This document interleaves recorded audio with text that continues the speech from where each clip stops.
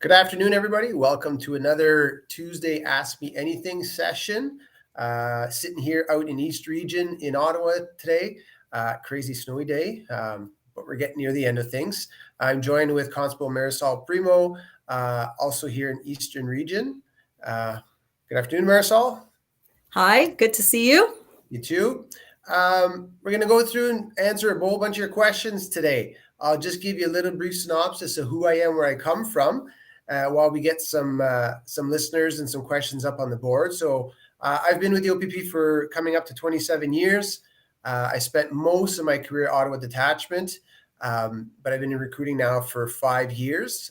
While I was here in Ottawa, I had the opportunity to ride the motorcycle, and I did a lot of those different jobs that you can do within a detachment. I was community safety officer, breathalyzer technician. I worked with our auxiliary unit, media, court officer, radar lidar instructor. I think it's a breathalyzer technician. So a lot of those different jobs that you can do within a detachment and opportunities to do some acting sergeant duties at the comm center and on the road here at the office. And I say here because that's actually where I am right now, is at the Ottawa Detachment. So there's a lot of different things you can do within your home detachment. And I know everybody often, not everybody, but most people have big dreams of all these different specialty units and wanting to get promoted and all these things. But there are a lot of different things you can do at detachment. So Marisol, if you want to share a little bit about yourself. Sure. So I've been with the OPP now for about 20 years, and I've done my whole career here in East Region. I started out working the front line the way everyone does when they first get hired. I was working the front line at the Upper Ottawa Valley Detachment, which is Petawawa, and then I transferred to the Renfrew Detachment and worked there. And then from there, I started specializing in a lot of areas related to communication and crisis de-escalation. So I was a member of the crisis negotiator team, which is a call-out position. It's not a full-time role, but it's a specialized role where we get activated when needed. I was also a member of the provincial liaison team, which deals with a lot of major events and critical incidents as well. And then I was also a member of the peer support team, which offers support to all of our frontline members, but our civilian members as well, and volunteer members and all of their family members. So it's kind of the whole OPP family and retirees. So like Constable Levac, I had acting opportunities as well to be a acting sergeant. So again, a lot of opportunities that way within the organization, which can be fun and new challenges. So one thing I want to touch on before we get into some of the questions is just really quickly to let you know that next week, March 8th, is International Women's Day. And so in order to celebrate that, throughout the month of March, we're holding a variety of events, and you can see these and register for them if you want by going to our website, opp.ca/events.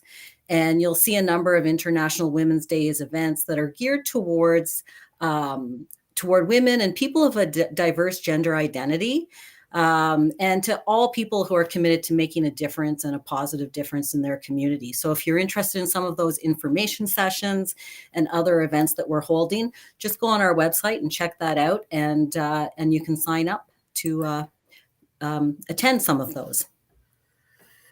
All right, so might as well jump into some questions here. Oh, just one thing I want to touch on. So this was mentioned last time we got together here, but since then, Constable Primo and I have put together some videos on the PIN test and the individual components of that. They will be out in the near future, so keep an eye out for that. And just the one thing to touch base, because this is how it all started, is that often candidates have difficulties in measuring. They're not sure how to measure the sit and reach. So keep in mind, and there's video of this coming out, but the best way to do it, or easiest way to do it at home, is to sit on the floor at the bottom of a staircase and use that first step to slide your hands across.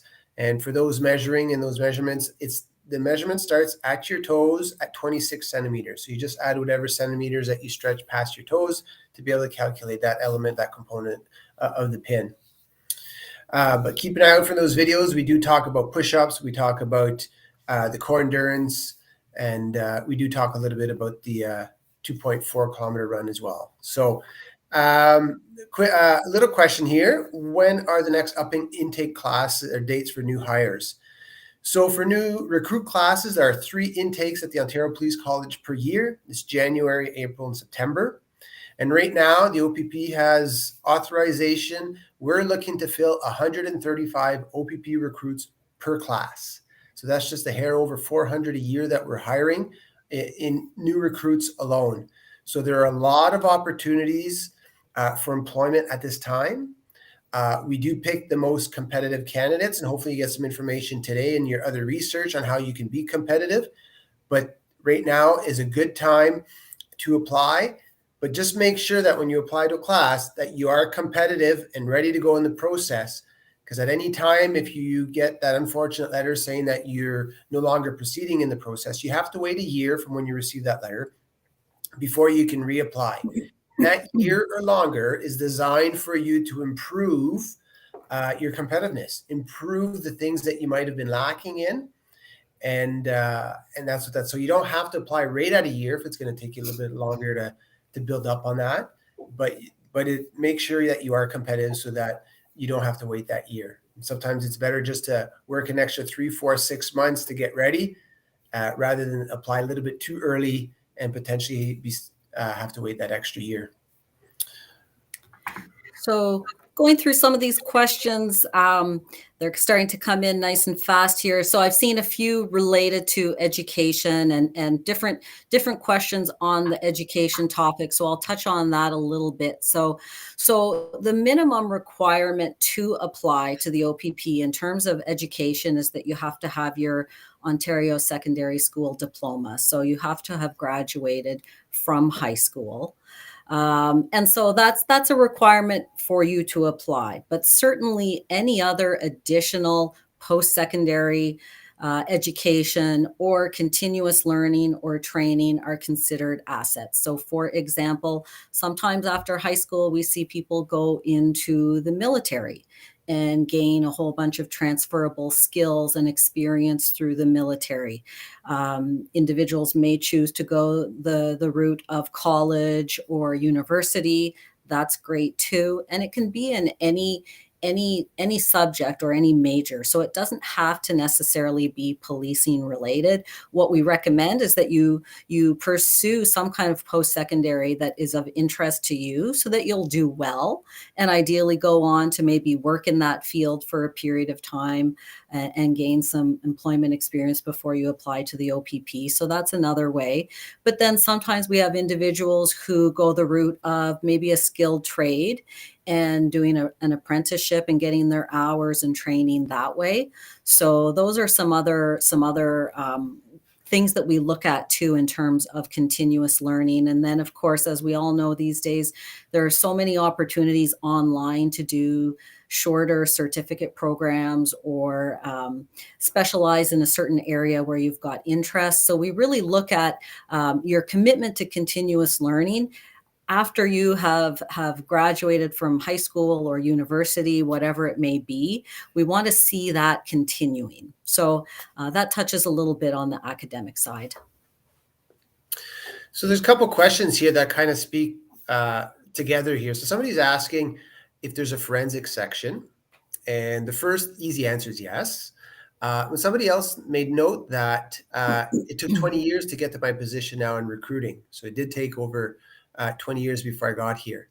So I want to touch a little bit on that. So when you get offered a detachment, you cannot lateral transfer to apply to any specialty positions, minimum of 3 years. So you need 3 years of frontline experience before you can apply to these different roles.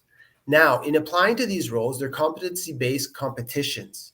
First, there has to be an opening, and then you have to apply and compete for it. Usually what happens is that if you have an interest in a certain field, a specialty field, you can ask for what we call a secondment or a temporary assignment, where you might be able to go into that unit 3 months, 6 months, depending what your detachment can let you go for, what opportunities they have. And you learn that job and you build those competencies. So The one thing to consider, though, is that it's a very competitive process. You're competing against members across the province, which we have over 5,000, maybe 5,500 uniform members that might be applying for, not that everybody will be applying for these positions, but there's a lot of people applying for these specialty positions. So in building up those competencies, it starts with your frontline learning, and then you develop from there and maybe get some learning opportunities so that you can compete and be successful against these other members who may have 5, 10, 15, 20, like myself, who had over 20 years of experience in policing in different roles, um, to be able to compete for these positions. So yes, we have forensics. Sometimes at detaching, we might start with a SOCO, which is a scenes of crime. So some more like fingerprints, photographs. But if there's a major crime, our forensic team would come in and do the large scale kind of investigation that way. But we do have some detachment frontline level beginner kind of forensic things that you can get involved with at that point. But just keep in mind that it can take a while to get one of those positions that you're looking to. So don't think that as soon as you get on, you can be a road officer for a very short period of time and then just kind of go where you want. You have to apply against all the different people that are out there as well. So something to consider. And there was a question here in terms of what can a candidate do to improve their chances of standing out or looking competitive, their chance of getting hired potentially. And I would recommend watching or attending one of our information sessions, because that gives you a really good idea about the 10 areas of assessment that we look at. And we do have some information sessions that are recorded and you can watch on social media, or under our events section you can see upcoming information sessions. But that gives you a really good idea of what we're looking for in a well-rounded competitive candidate, and it'll give you some ideas maybe where you have some room for development and improvement. But generally speaking, we look at your fitness, we look at your volunteer service, because a lot of times that can contribute to other areas that we look at, like leadership and problem solving and communication skills. Certainly, we're looking at continuous learning, we're looking at employment. So really those 10 areas of assessment are the areas that we focus on the most. So you'd probably get a lot of information that's helpful through an information session. Okay. I'm going to answer two just because one's really short. So someone's asking how long it takes to run through the process if you're successful. Anywhere between 3 and 6 months. Sometimes you might run through a certain period of time, but depending when the next class is, you might just kind of sit and wait for a little bit. So ballpark 3 to 6 months. The other question, somebody's asking that, I know we kind of briefed a little bit about fitness, but particularly with the shuttle run. So requirement, you must pass level 7 on the shuttle run. Within the application process, at the beginning of the process, shortly after you send in your application, you are requested to submit a video. You would get instructions for that, so you don't have to send it with your application. Don't try to do that. Minimum of level 7. It would happen also at the end of the process, and the Ontario Police College requires that candidates pass minimum level 7 on the shuttle run as well as the prep. But sticking to the shuttle run, somebody's asking that they can't always reach the level 7 minimum. So they're struggling between that 6 and 7 mark. And they're asking how long it would be deferred. So first off, I'll answer that question. It's deferred for 6 months till you can reach level 7. However, my message in fitness, whether it's an info session, speaking to you one-on-one, at any point I speak to people, is make sure you can meet all requirements. Don't start off in a position where you may or may not be able to proceed on something that you're already aware that you may or may not be able to meet those requirements. Okay. You want to be as competitive as you can. Those candidates that we hire, okay, are competitive. I won't say there's a perfect candidate out there. There is none. But those competitive candidates in the different areas of assessment that we have are high in all of those areas. They are competitive in all of those areas, and fitness is one of them. So make sure that you do your homework, your training to be able to meet. You know what is expected in that level 7 and the prep test. So make sure that you just keep training. Okay, push yourself, not beyond limits, but push yourself, train, get to that point, and when you're satisfied, you're competitive in all areas, including fitness, then apply.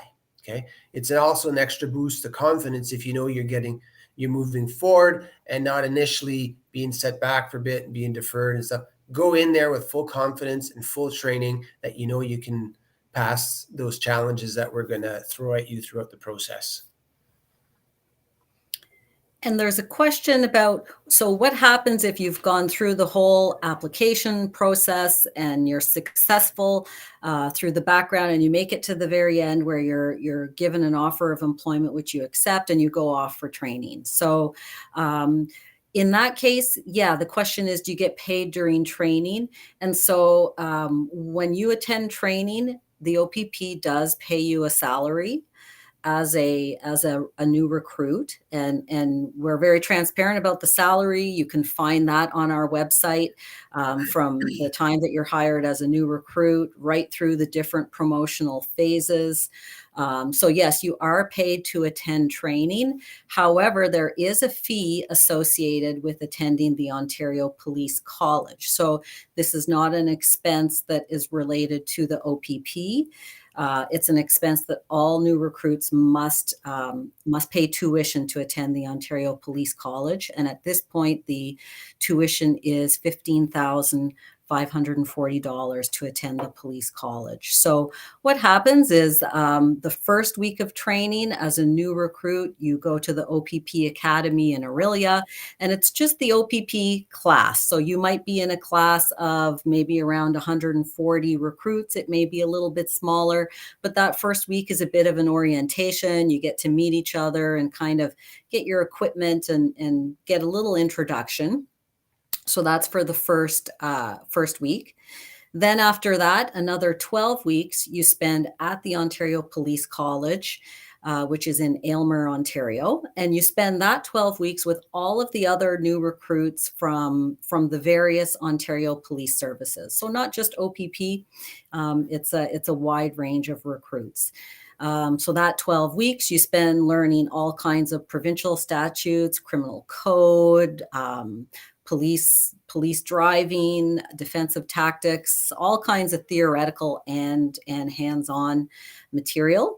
And then after that 12 weeks, you go back to the OPP Academy in Orillia for another 8 weeks. And that's a lot of training then related to OPP policy and procedure, equipment, technology, some more hands-on experiential training.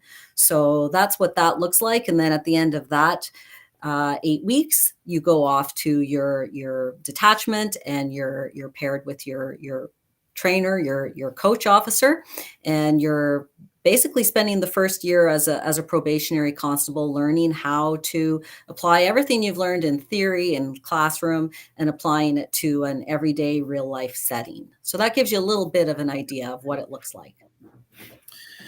So an interesting question here, and I've been asked quite this way, but which areas in Ontario or detachments do we recommend, especially as housing and expenses? Sorry, it moved on me.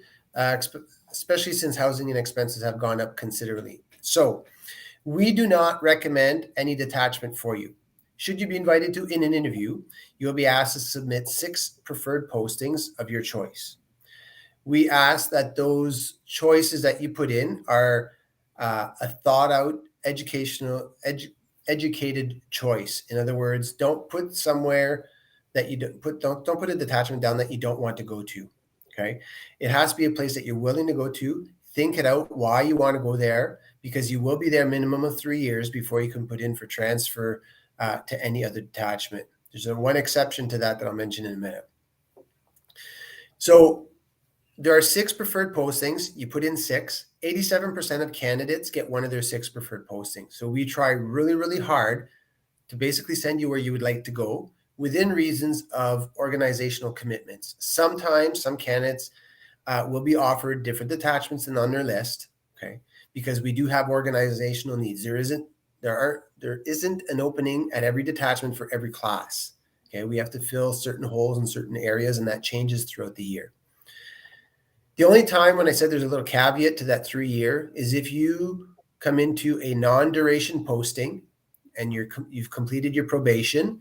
If you want to go up north to a duration posting, if there's an opening, obviously, then you can apply to that and potentially go up north before your 3 years is up there, because you're going to touch on an extra need that we need, because we always need officers to go up north. There's bigger turnaround in the north than there is down in the south, in east, west, central. So we're always looking for people to go up north. However, if you decide to put six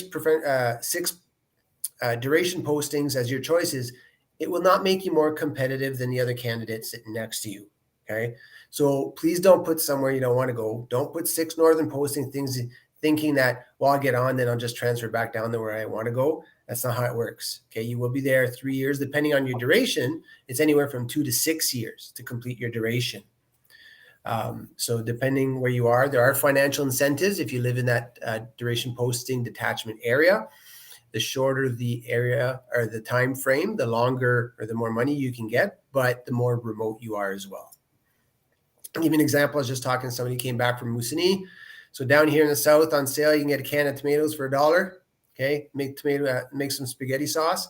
Well, up there, that same can is about $6.50. All right, so we do have some financial incentives to help with that cost of living, but those choices of where you want to go are up to you. For the most part, we do have operational needs that you have to consider, but we don't recommend one detachment area over another. You have to make that choice. And yes, housing costs in different parts of the province are more expensive than others. That's part of your decision making with yourself, your family, whoever's going to move with you or relocate, should you have to relocate, or what choices you're going to put down on paper. So just make sure that it's the best choice for you. And since you were touching on duration postings, there's a question here: are there viewing trips available for duration postings? So that's not something that we organize, but certainly, if that's something that you're considering and you're not sure about, then that might be a trip that you consider taking, and it will help you make a more informed decision, and you get to see part of the province that maybe you've never been to before. But additionally, if you go on social media and look at Northwest Region, for example, Northwest Region's social media, they often do officer profiles or detachment profiles where you kind of get to see a day in the life. And so I can say that there are many people who I've interviewed where they have included Northwest or Northeast Region as some of their preferred postings, simply because they watched these social media profiles of the regions and decided that was something they would be interested in, having that adventure, and it worked for them and their family and their lifestyle. So that's another way to learn a little bit more, is using social media. All right, I'm just going to answer a couple quick questions here. So one's asking about the path if you're an immigrant worker or permanent resident. So to be able to apply for a constable position, you must be either a Canadian citizen or a permanent resident. If you are one of those groups, then you can apply through the regular process like everybody else. Okay.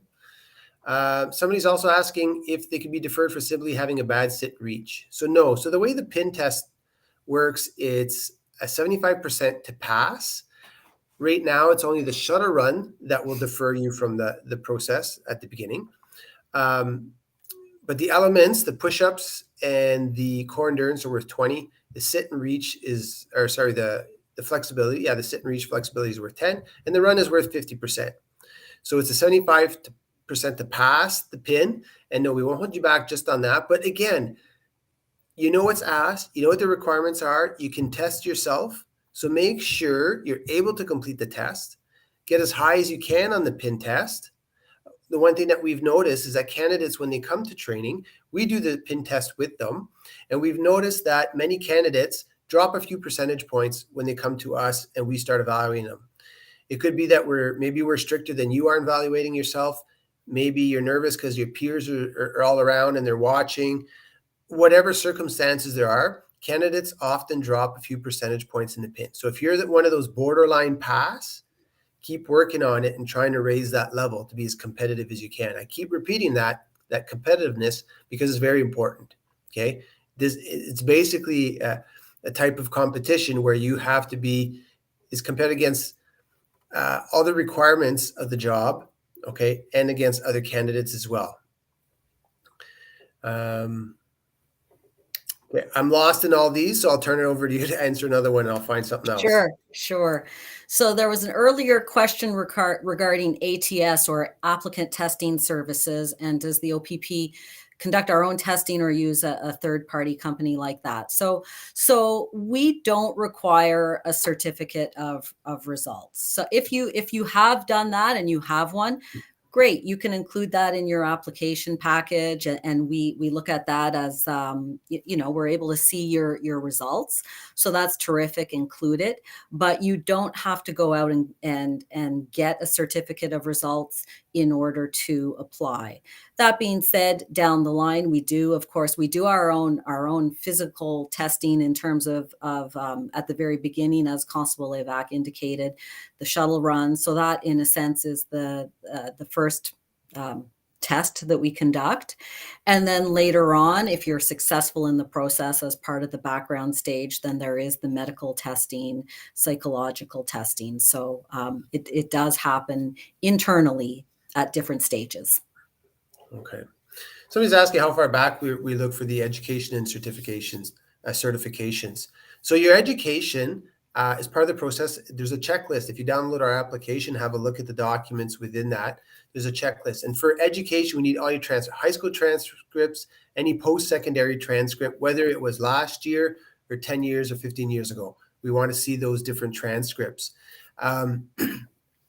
If you have certifications, you can attach some of those certificates in your application. Okay, we want to see that. Believe it or not, people lie to the police. People lie to the police when they're applying to be a police officer. So not that we're saying that you're lying to us by any means, but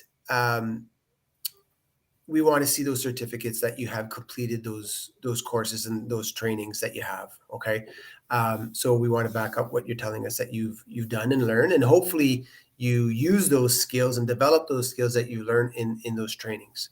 But there is no specific time frame. Transcripts, we want them all. Okay, we want to be able to assess your learning ability. We do look at your ability to learn, but also the transcripts as well. They kind of go hand in hand. Are you teachable? Can you learn things? But also we want to see your past learning experience, and some of that we can assess through your grades. Question regarding fitness, and we usually do on these sessions get quite a few fitness questions, which is great because we want to make sure that you know what's expected of you. So someone was asking, do we do the in-person shuttle run and pin test in the same day? So as Constable Levac touched upon, when you send in your application, the next step is we will ask you to submit the shuttle run. We give you very clear instructions in terms of how to record that on video and send it in. So that happens on its own. That's it. And we assess, make sure that you reach level 7. In terms of the PIN test, you'll see when you look at our application package, you're required to submit at least 2 weeks worth of fitness logs with your application package. And as part of that, we expect that you're doing the fitness pin test at least once a week and showing your score on those fitness logs. So that's at least 2 weeks worth with your application. And then for as long as your application remains active and open with us, you'll be required to complete fitness logs every week thereafter until we tell you to stop. So you could, in some cases, be doing months worth of fitness logs. And we want to see you testing yourself on the shuttle run regularly, a couple times a month, and testing yourself on all 4 components of the fitness pin on a weekly basis so that we get a sense of what your consistent baseline is. And ideally, we'll see improvement, maybe gradual improvement over time. So that gives you a sense of what we're looking for. Okay, I'm going to do 2 again. So somebody's asking the difference between an OPP officer and a city officer.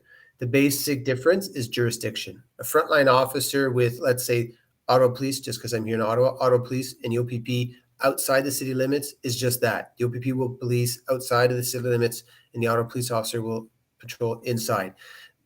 Other than that, answering calls, the types of calls are all very similar.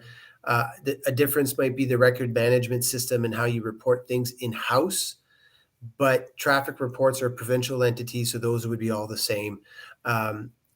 Any of your courts are pretty much the same on how you provide any type of court documents. You need certain documents for certain cases, and putting your whole brief together. So for the most part, it's just jurisdiction, not so much the type of work, because frontline policing is frontline policing, whether you're here or across the street in another police services jurisdiction.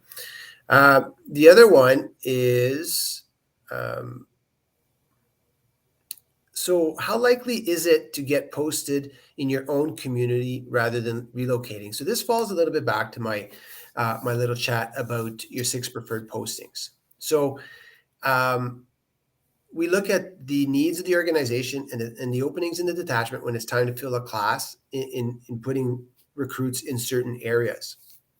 So you can put in one of your 6 choices in a place that is your own community. Some people want to go back to those areas because they're familiar with it. They know the people, they like it there. But if you come from a small community and you're looking at policing in that community where you're going to know a lot of people, it could be difficult, particularly in the beginning when, one, you're learning so much about how to do the job. And then sometimes when you're running into people that you know, sometimes that personal contact just makes things a little bit difficult, maybe a little bit awkward, depending on the type of offense or incident that you're investigating. Sometimes it could be a little bit difficult. So sometimes it's good to get in a place that maybe you can concentrate on learning the job, and then maybe later branching off and potentially transferring to an area where you might run into a few more people that you know. I did that early on in my career. I started detachment that was totally new to me, but then I went to Noelville, which is near Sudbury where I grew up. And I did run into a few people here and there, but it was a nice distance where I didn't run into people all the time, just a few now and then in the while I was there, but able to, for me to concentrate on just doing my job and doing it well, and without having to worry about some of those awkward moments dealing with people that you know. Sometimes it could be quite personal incidents that we have to deal with. So being able to deal with strangers sometimes makes it a little bit easier than people you might have grown up with, or having to arrest people you went to high school with or you work with in the community. Sometimes that just kind of makes things a little bit difficult. Now, if you have the integrity and honesty and you know what, I'm going to do my job and do it at the best of my ability, then go ahead. There's a lot of people that work in communities that they know people. And as you stay in the community, you're going to develop relationships with people and might have to deal with that. But sometimes starting off with the knowledge of a lot of those people can potentially make things a little bit difficult. So I'll grab 2 here because one's pretty quick. So someone's asking, is 33 too old to apply? And the answer is no. There's no cap on or a maximum age to apply. So the minimum age to apply is 18. There is no maximum. It really depends on how you feel at whatever stage of your life, and whether you can handle shift work and the challenges of policing. We do have a recent successful recruit. She was 52 years old when she applied and was successful and went through the Ontario Police College. So, it happens at every stage of one's life. And then the other question I saw here is regarding community service and volunteer hours. And yes, that is something that we look at. And what I tell people is we're not expecting you to treat it like a second job. So we recognize that most applicants are juggling, whether it's family and work or work and school. You've got a lot going on. What we're looking for are a few hours a week, potentially, of volunteer service where you're involved in your community. Most people apply, at least one of the reasons they apply to become a police officer is because they say they want to get involved and help their community. So what are you able to show us that demonstrates that you actually mean that and know what it's like to be involved in your community. And so this can be a great opportunity for you to develop yourself in some areas that maybe you're lacking. So it might be in terms of leadership skills, or perhaps you don't have a lot of exposure to marginalized populations. So in this sense, it might give you an opportunity to gain exposure to just communities that are different from your own and from people who are different from you. So look at it as an opportunity as opposed to, oh, I've just got to find something to get those hours over and done with. Make it something really worthwhile that is going to make you more competitive. And it might just be a couple hours a week. So you make that comment of competitiveness again, and I know I spoke about applying different specialty positions, but there's a few more questions that have pop up in that regards. How long would it take to become some type of investigator or detective or anything like that? What's the process? The process is the same. You are a frontline constable in uniform at a detachment. As you build through your career and build your experiences and get involved in different investigations and just build that knowledge that you have and potentially some competencies in learning in other units that you'd like to get into, then you can start applying for those postings when there's an opening in for those positions, whether it's any type of major crime detective type work or forensics or even the save unit or ERT or anything like that. As these positions come up and get open, then you can, and what it is a series of questions, a competency questions, you answers, you show what um, your your your competencies are for that and what you've done to show that you can do this job. And there's a whole process, there's interviews, there's assignments, like there's a whole series of different tasks that you have to do. And you have to apply for them. Okay, so that's the process. There's no special hiring process to be a detective or to get into forensic. It's you apply to be a uniformed frontline police officer. And then from there, as your career develops, you can start branching off to different things, whether that is promotion, specialty units, investigative units, whatever it is, you can go from there. But you're starting off, our talks here today is about frontline policing because that's where your role is going to begin and your career is going to begin, and then you can branch off to these places you'd like to get to. We were talking earlier about duration postings, and there's a good question here regarding housing and duration postings. So, does the OPP help new recruits find housing? And this doesn't just apply to duration postings, just in general, when we offer you your posting and when you accept it. We don't really help you find accommodations, but what we do is put you in touch with the individuals who can help you in that quest. So generally what we'll do is put the person in touch with their detachment, their coach officer, people who are already in the community and have some connections and some ties, who can kind of steer them towards where they might want to look at finding housing, and maybe connecting them with people who have, like an in-law suite or a granny suite, something like that. Because we recognize there are some communities where housing is kind of challenging to find. But we don't actually have housing that we can offer you or get that housing for you. The next auxiliary class, I do not know when that is. You have to apply to your a local unit and get through the process, and then depending how long it takes to get through the process, then it'll be a class. So it's not quite.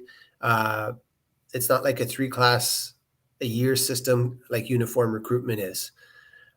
Somebody else is asking, do they have to have security officer work or if it's an asset?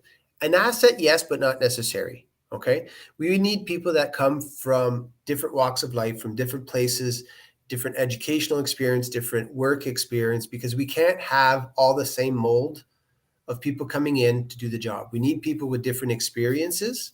Okay. So it doesn't all have to be police related. Your education, your employment, your volunteering doesn't all have to be police related. However, it is an asset to your application because you're gaining experience and knowledge of policing and what it is. So you might be able to answer some questions at the interview and have a little bit more of an understanding what the role is. You should know what you're getting into, and sometimes these employments or education will open your eyes a little bit to what policing actually is, and not what I call Hollywood policing, where people want to do what's on television or in the cinemas, because it's not quite the same. It looks like a lot of fun on TV, but I mean, you can have fun in this job, but it's just not the same. Okay, there's a lot of paperwork. There's a lot of things behind the scenes that would make for a really boring TV show. That things that are necessary that we have to do and go through. So, but for the auxiliary class, just look into your next unit. And I don't know what the whole process, how long the process takes, and when they have classes. That I can't speak to. But you don't have to have police-related experience. Some is good to have. And the one thing that kind of falls into that would be where we look for that is special skills, one of our areas of assessment. So anything that you can bring into policing. So the first thing I always look at is language skills. Okay, if you look at the example I gave, just because I speak French as well, east of Ontario, the north, and there's a pocket out in West region, very strong French speaking population. So if you speak French, you have an asset because you can speak to those people. When I worked in Noëlville, which was very French, we'd have requests at the time for French-speaking officers. Or I'd get to a scene and I'd tell somebody, "Oh, je parle français," and all of a sudden they had like verbal diarrhea because it's in their mother tongue. They have the vocabulary, they have the information. They can provide you so much more than broken English. And if you bring any other languages to the table, okay, I always use French for an example because where we are here in Ottawa, there's a large French population, but any other language that you have is a huge asset. We get a lot of people from different cultures and heritage living in the province that travel in the province. I've stopped people from all over the world doing traffic stops, and sometimes it makes communication a little bit difficult. But we find a way to get through it. But if you can speak that language of whoever you happen to deal with, it makes things a lot easier, a lot smoother, and makes them feel a bit more comfortable as well.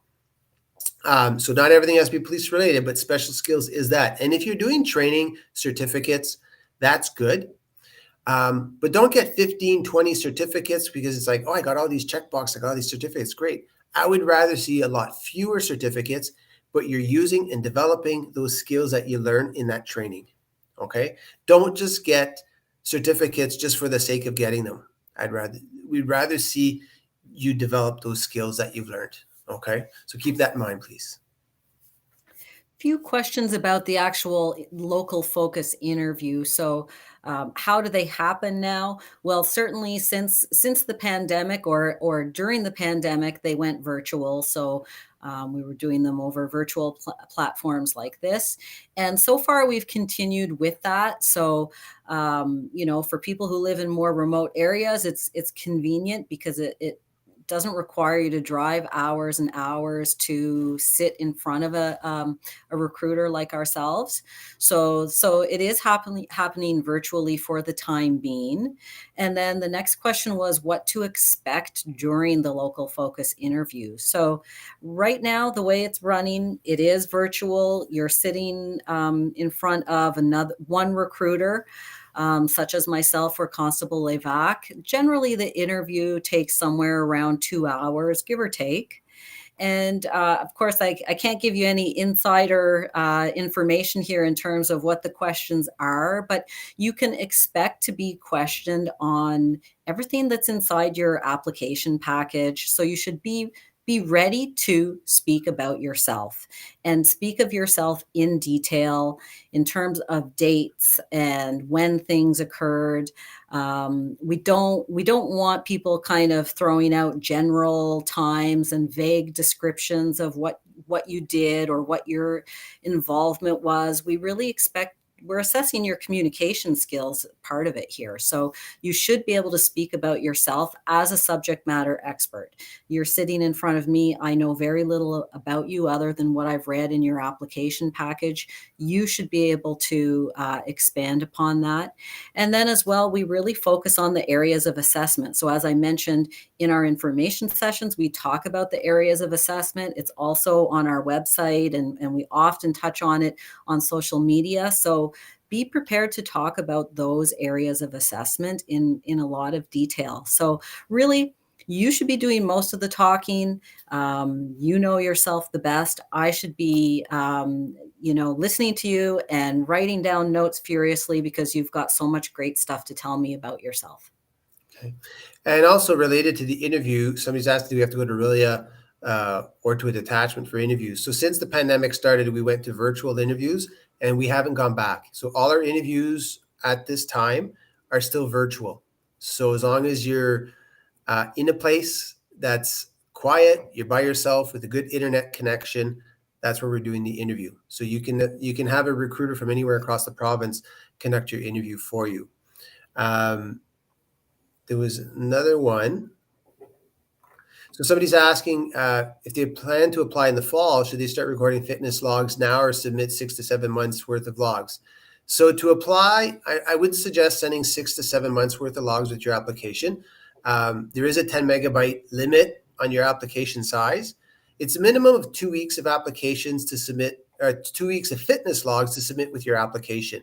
Sometimes I see a few more, and that's okay. I wouldn't put months and months and months of it. Minimum of 2 weeks, a little bit more. But your logs will continue throughout the process, and you'd send them in at different stages as you go along. You'll send them to the recruiter for interview, and every month after that, it gets sent into OPP Hire as long as you're in the process. So minimum of 2 weeks. You can add a few more if you want, not 6 to 7 months. But just make sure you do your fitness, and as you get closer, then you can start logging it. And then once you decide to apply, you can take the last 2-3 weeks or something and send them in so we can get a good idea. Make sure they do a weekly pin test in your logs, okay? Do the shuttle run sporadically so that we can see a week or every 2 weeks so we can see where you're at. Make sure you're running up. There is a 6 to 10 kilometer run in training, so we like to see some long runs as well as 2.4s and shuttle runs. So do what you need to do to be able to meet those expectations and requirements. So in terms of how to apply to the OPP, so what I tell people is go to our website. So opp.ca/careers. All of the information is there. And that's kind of the first step in terms of how we assess you, is your ability to follow instructions and complete the application package. You'll see there's a lot there. We request a lot of you. It's not something that you will complete and fire off to us within a day. It might take weeks or even months to compile all of the information we're asking you for, and we expect it to all be there. Otherwise, we won't hold your hand. Your file will just be sent back to you incomplete, and you're going to have to finish it and send it back. So it really starts with doing your research on our website, going through that application package and providing everything that we ask you for. There's a great frequently asked questions document there. There are all kinds of documents that can assist you, and we're very clear about what we want. Wow, that was a good wrap up. I was going to say one more last question. I'll just answer one quick one, but that was a good one. Do you do the shuttle run and the pin test the same day? In your training and your logs, don't do them on the same day. Okay, we want to see your best score in those things, so don't do them on the same day. Pick different days for that. Maybe you put a rest day in between to make sure that you're in a good place to be able to do it. Rest accordingly so that you can have a really good outcome in your testing. So we're wrapping up and questions coming in anyways. I'm going to say thank you everybody for listening today. Please follow us on Facebook, Instagram, Twitter. Like Constable Primo said, on our website, there's a lot of information there. There's a link to the frequently asked questions, as she mentioned. Within that document, there's a link to the medical and vision requirements. If that is an issue for you, you can have a look at what's required there. And please follow us, opp.ca/careers, opp.ca/events. Don't forget International Women's Week coming up, and always keep an eye on our social media. There's always new things. Those fitness videos that we put together will be coming out in the near future, and there's always new events coming up. There's info sessions in person, info sessions that are virtual, so please don't be shy and connect with those to make yourself the most competitive candidates you can. And good luck to everybody, and I wish you the best, and hopefully we'll see you soon. Take care, everyone.